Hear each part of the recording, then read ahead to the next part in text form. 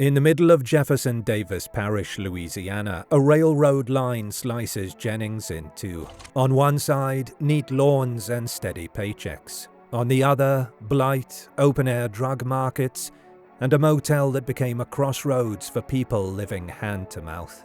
Between 2005 and 2009, 8 young women from that south side disappeared and were later found in canals, culverts, roadside ditches, and along the shoulder of Interstate 10. Their names matter. Loretta Chasen Lewis, Ernestine Patterson, Kristen Gary Lopez, Whitney Dubois, Laconia Muggy Brown, Crystal Shea Benoit Zeno, Brittany Gary, and Nicole Geary. Local officials floated the idea of a lone predator. Investigative reporter Ethan Brown would argue that the truth threads through a tangle of poverty, addiction, the drug trade, and people in uniform who were supposed to protect them. This isn't a story about death. It's a portrait of a place where class and race collide, where victims were often described as high risk and treated as if that label explained everything. A decade on, no one has been convicted. Families are still asking questions. Advocates have pressed the U.S. Department of Justice to examine what they call entrenched misconduct. Welcome to Bad Things. Join us as we reconstruct the timeline, lay out every major theory, and then look closely at what most likely happened. Do you want to bring bad things with you wherever you go? Our episodes are now available as a podcast. Look us up on your favorite podcast app and listen to the most truth-seeking true crime podcast out there. The killings began in the spring of 2005, and for 4 years the pattern repeated itself. A woman disappeared, and days or weeks later, her body was discovered in a canal, ditch, or roadside field. Each case carried its own details, but together they built a record of death and a series of investigative failures that left families searching for answers. In May 2005, 28-year-old Loretta Chasen Lewis, a mother battling addiction, was last seen climbing into a car driven by Frankie Richard, a figure well known in South Jennings. 3 days later, her decomposed body surfaced in the Grand Marais Canal. The discovery was made by Deputy Terry Geary, a jail warden whose later connections to other victims would draw suspicion. Loretta's death was the beginning of what would come to be called the Jennings 8. Only a month later, in June 2005, 30-year-old Ernestine Patterson disappeared. 2 days after she was last seen, her body was pulled from a drainage canal. This time, the cause of death was unmistakable. Her throat had been cut. Investigators arrested 2 men, Byron Chad Jones and Lawrence Nixon, but they waited more than a year to test the house identified as the crime scene. When they finally did, no blood was found, and the charges were dropped. Almost 2 years passed before another killing. In March 2007, 21-year-old Kristen Gary Lopez vanished after telling friends she was feeling paranoid. Her body was discovered on March 18th in the Petit Jean Canal, too decomposed to show a cause of death. Witnesses placed Kristen with Frankie Richard, his niece Hannah Connor, and Tracy Chasen, and all 3 were arrested. But the case fell apart amid mishandled evidence and conflicting statements. Later it emerged that a chief investigator had purchased a truck tied to Kristen's disappearance, cleaned it and resold it before it could be forensically examined. In May 2007, just 2 months later, 26-year-old Whitney Dubois was reported missing on May 10th. Her naked body was found 2 days later along a rural road on the edge of Jennings. The advanced state of decomposition erased most forensic evidence, leaving investigators unable to determine how she died. Relatives later recalled that police barely questioned them at all. The cycle resumed the following spring. In May 2008, 23-year-old Laconia Muggy Brown told her family she feared she would be the next victim. On May 27th, she went missing, and 2 days later her body was found along a road leading to the police firing range. Her throat had been slit and bleach poured over her remains. She had previously been questioned about the murder of Ernestine Patterson, fueling fears that witnesses themselves were being eliminated. The next case came in September 2008, when 24-year-old Crystal Shea Benoit Zeno disappeared. Her skeletal remains were discovered 2 weeks later in an irrigation canal. Decomposition was so severe that the cause of death could not be established. Only 2 months later, in November 2008, the youngest of the victims disappeared.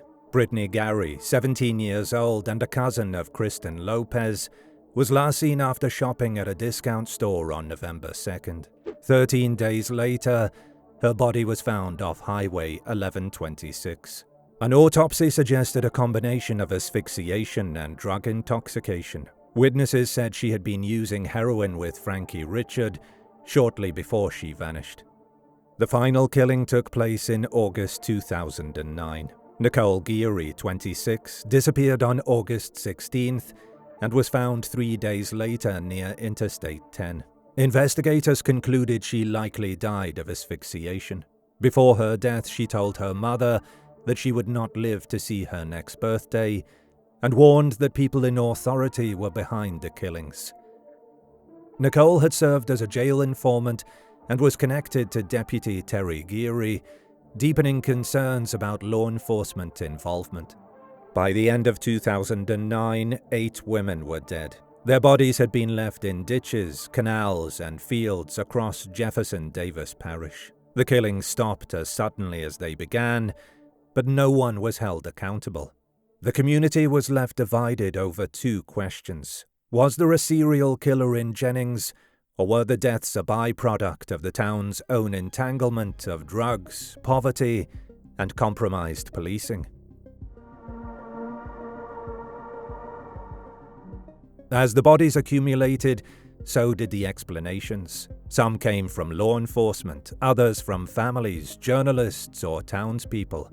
Over time, at least 5 major theories emerged, each attempting to answer the same haunting question. What force, or who, ended the lives of 8 young women? The serial killer narrative. In 2008, Sheriff Ricky Edwards stood before cameras and delivered the official line. It is the collective opinion of all agencies involved in this investigation that these murders may have been committed by a common offender. He described the unknown perpetrator as a serial dumper, noting how each body was discarded in ditches, canals, or fields. This explanation resonated with television-fed ideas of predatory killers lurking just beyond the edge of town. Supporters of this view point to the commonalities. All 8 victims were women living in poverty, many connected to sex work and drug use. They were killed within a tight 4-year span, all within the same parish. The methods of disposal: waterlogged canals, roadside fields, hidden culverts, seemed like a calling card. 2 of the women were found with their throats cut, while most others likely died of asphyxiation. To some, the consistency suggested one hunter who knew both the victims and the terrain. But the narrative frayed under scrutiny. Ethan Brown, in his book Murder in the Bayou, dismissed it as particularly bizarre, pointing out that police themselves had arrested multiple suspects in different cases. If 5 separate people had been accused, he asked, how could a lone serial predator explain it all? Victims were not random strangers, but close acquaintances. Cousins, roommates, friends who spent nights together at the Boudreaux Inn. Serial killers seldom prey within such a tight-knit social circle. Even the idea of a signature seemed weak. Some women were stabbed, others suffocated. One body was treated with bleach. What you don't see is a consistent hand, Brown later told interviewers. Instead, he argued, officials may have leaned on the serial killer idea to steer attention away from local failures. Labeling the culprit an outsider absolved the town of looking inward. The Frankie Richard theory.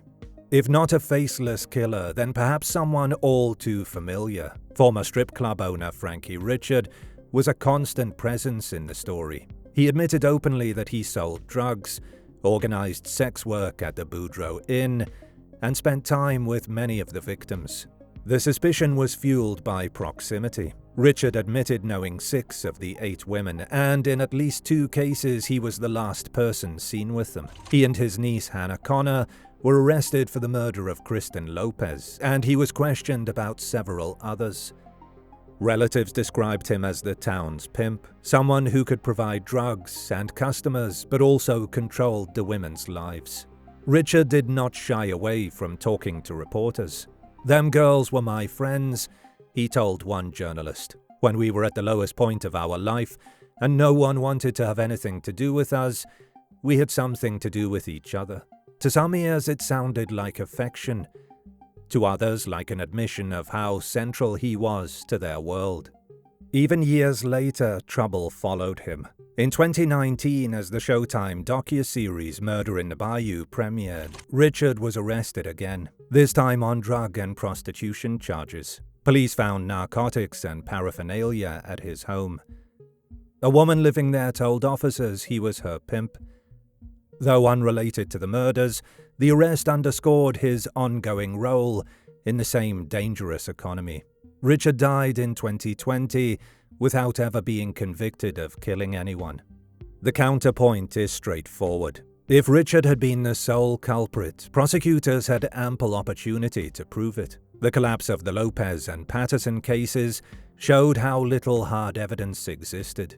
Several of the victims had also acted as police informants against Richard. Eliminating them would have brought immense pressure onto him, yet he continued to operate openly for years. Richard himself accused police of corruption, saying it was wide open. The drugs, the prostitution, the bars, the crooked cops. In his telling, the women were killed because they knew too much, not because he acted alone. The Boudreaux Inn and the drug network theory. At the heart of Jennings stood a low-slung motel with a blue metal roof, the Boudreaux Inn. Almost every victim, with one exception, was tied in some way to this building.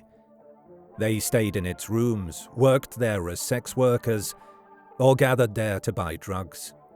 The inn was more than a backdrop. It was a hub where lives intertwined. Victims shared rooms, debts, and customers. Fights could break out over boyfriends or money. Ethan Brown reported that law enforcement officers were known to visit the inn, sometimes to make arrests, sometimes for reasons less official. The inn itself was co-owned by Martin Geary, a political aide to Congressman Charles Boustany, a detail that later fueled rumors, though no evidence tied Boustany directly to any of the murders. Jennings lay along the Interstate 10 drug pipeline, a steady flow between Houston and New Orleans. This parish is saturated with drugs, Brown told Vice, and yet there are no treatment services. Competition for customers was fierce. Dealers like David Bowlegs des Hotels, who dated several victims, were themselves killed in violent disputes. Brown noted how locals seemed unsurprised by such deaths, telling him, "That's just Jennings." Under this theory, the killings were not the work of one predator, but of many. Some may have been spontaneous, arguments that turned violent, overdoses concealed with hasty disposal. Others may have been deliberate hits tied to debts or rivalries. The throat-slitting of Ernestine Patterson and Laconia Brown suggested targeted executions, while other deaths like Brittany Gary's showed signs of intoxication combined with asphyxiation. Critics point out that without stronger forensic evidence, linking specific murders to specific players is difficult. Skeptics also argue that focusing on the inn risks scapegoating a single location instead of addressing systemic poverty and policing failures. But as a crossroads of drugs, sex, and violence, the Boudreaux Inn remains a central piece of the puzzle.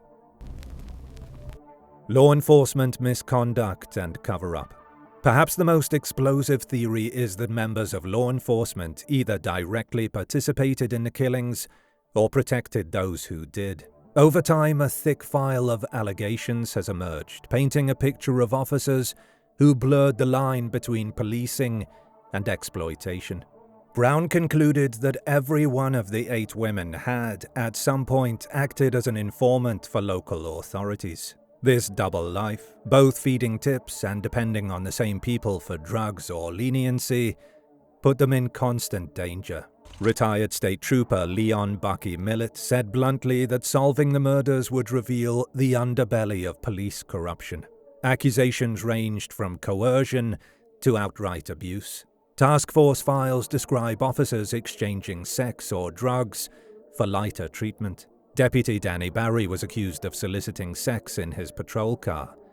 Jail warden Terry Geary was alleged to have sexual relationships with both Loretta Chasen and Nicole Geary. Female officers filed lawsuits describing a culture of harassment inside the Jennings Police Department itself. Evidence tampering was another recurring theme. The investigator who bought and cleaned a truck tied to Kristen Lopez's blood is only one example. In Ernestine Patterson's case, a crime scene went untested for more than a year. Recordings made by a deputy were forwarded to the FBI, only to reappear later in the sheriff's office. Witnesses also described intimidation. Laconia Brown, before her death, confided that she was an informant. She was later found with bleach poured over her body, a detail that seemed calculated to erase evidence. Nicole Geary told her mother police were behind the killings and predicted her own death. Locals interviewed by Brown repeatedly named a deputy known for picking up sex workers, including some of the victims.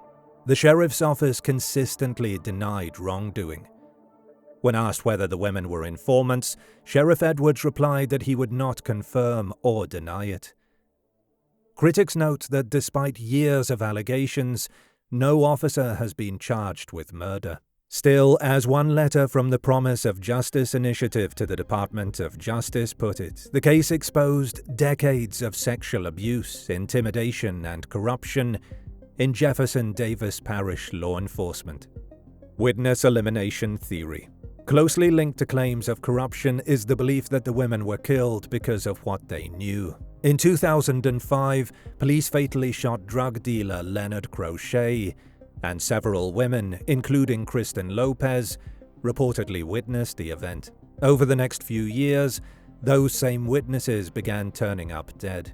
Many of the victims also acted as informants against dealers or pimps. Frankie Richard himself said the women died because they seen something, heard something, knew something. The victims' own words echo that idea. Laconia Brown told relatives she feared being killed for what she knew. Nicole Geary told her mother directly that police were responsible and that she would not live to see her next birthday. The weakness of this theory lies in its vagueness. It does not specify who carried out the killings. Police, pimps, drug dealers, or some combination. But it highlights motive, silencing witnesses who might expose larger crimes. Speculative outsider theories.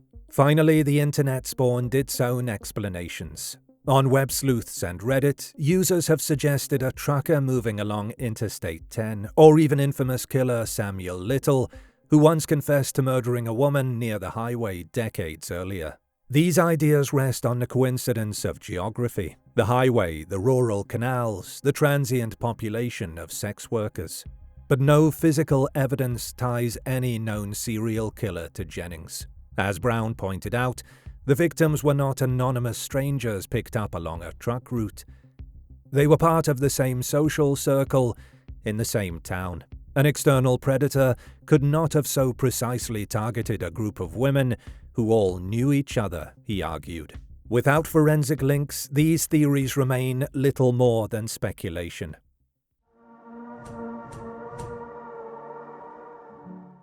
By 2009, the killings had ended, but Jennings was left with something almost as corrosive as violence itself: a void of accountability. Over 4 years, 8 women had vanished and turned up dead, yet no one faced conviction. Police spoke of a serial predator. Families pointed fingers at corrupt officers. Journalists traced connections through the town's drug economy. The question then is not whether theories exist, but which of them stands up under closer scrutiny. Occam's razor suggests that the simplest explanation, the one requiring the fewest leaps, is the most persuasive. In this case, the idea of a single calculating serial killer is the most complicated. It requires assuming that one offender both blended seamlessly into the women's social circle and evaded detection while police chased multiple suspects. It demands consistency where none exists. Different causes of death, different disposal methods, different personal dynamics. The facts suggest something less theatrical and more local. Multiple killers, not one. The arrests in the cases of Ernestine Patterson and Kristen Lopez already undermine the single killer theory. 5 suspects were taken into custody at different times, and each arrest was made based on separate witness accounts. While none of the prosecutions stuck, the picture that emerges is not one of a phantom outsider, but of overlapping actors within the same network. The methods of killing reinforce this conclusion. Throat slashing in 2 cases, suspected asphyxiation in others, and heavy decomposition obscuring still more. Forensic consistency is absent.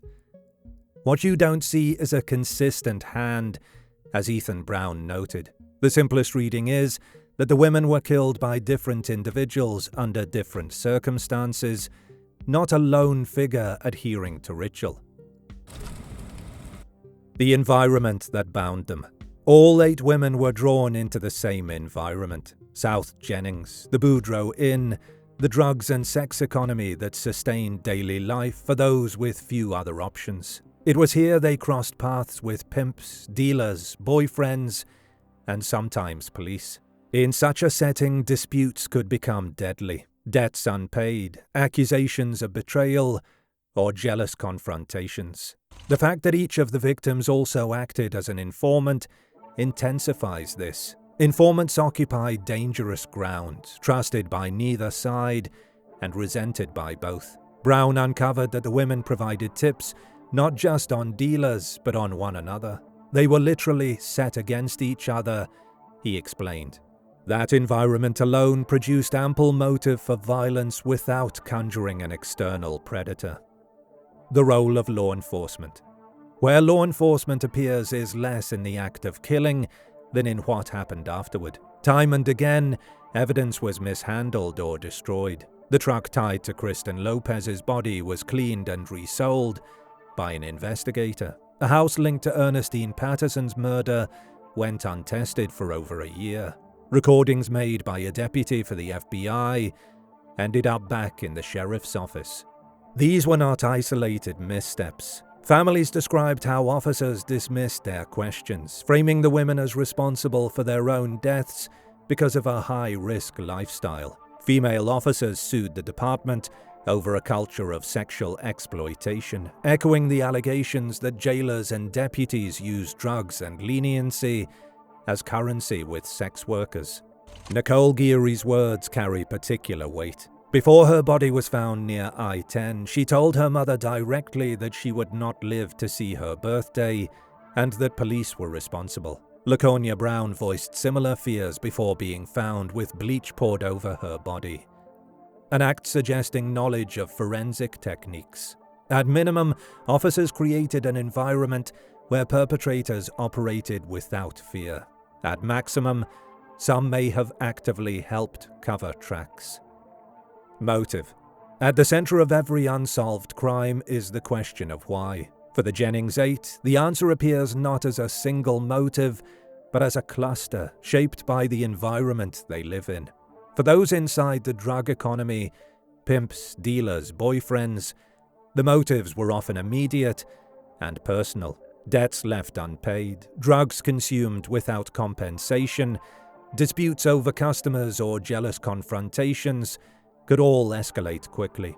The Boudreaux Inn was not only a gathering place, but a pressure cooker where emotions and money intertwined, sometimes fatally.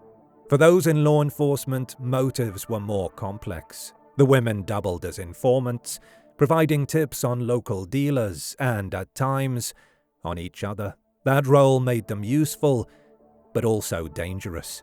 If an informant threatened to expose police misconduct, whether sexual exploitation, bribery, or involvement in the drug market, silencing her might seem expedient. As retired trooper Leon Bucky Millett explained, solving the case risked exposing the underbelly of police corruption.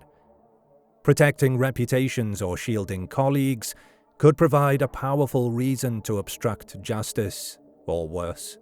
A third motive was the elimination of witnesses. Several victims had knowledge of serious crimes, including the police shooting of Leonard Crochet in 2005. Others, like Laconia Brown and Nicole Geary, openly admitted to family members that they feared being killed for what they knew. Each death weakened the chance of accountability for the one before it, creating a grim pattern of silencing. What unites these motives is not a coordinated conspiracy, but a shared calculation. The women were vulnerable, socially marginalized, and less likely to spark outrage if they disappeared. Officials often framed them as sex workers whose lifestyle explained their fate, a framing that effectively excused inaction. This perception became its own motive, lowering the cost of violence in a community already stratified by race and class. Taken together, the motives of pimps, dealers, and possibly officers converged on the same conclusion. The women's lives were expendable. That shared view made it possible for 8 deaths to accumulate without justice, and it remains the clearest explanation for why the Jennings 8 were killed and forgotten. The most likely scenario. Taken together, the evidence points to a convergence of factors. The women lived in a hazardous world shaped by poverty, addiction, and exploitation. They navigated a drug market concentrated at the Boudreaux Inn, where clients, pimps, dealers, and sometimes police blurred into one another. They were informants, sometimes against the very people they relied on, which magnified risk. Some of their deaths may have been impulsive, arguments gone too far, overdoses concealed with hasty disposal. Others appear deliberate, like the throat-slitting of Ernestine Patterson and Laconia Brown. Still others, such as Nicole Geary's final warning, suggest targeted silencing. What held it all together was not one killer, but a failure of systems. Law enforcement exploited the women, mishandled evidence, and treated their disappearances as expendable. That failure gave cover to whoever actually committed the murders. It was wide open. The drugs, the prostitution, the bars, the crooked cops, Richard said. In his crude way, he was pointing to the environment that allowed 8 women to be killed without resolution.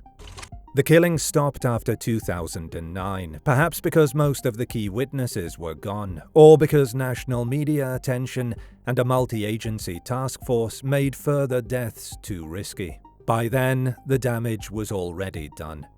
Each murder had undercut the possibility of solving the last, until silence became the town's only inheritance.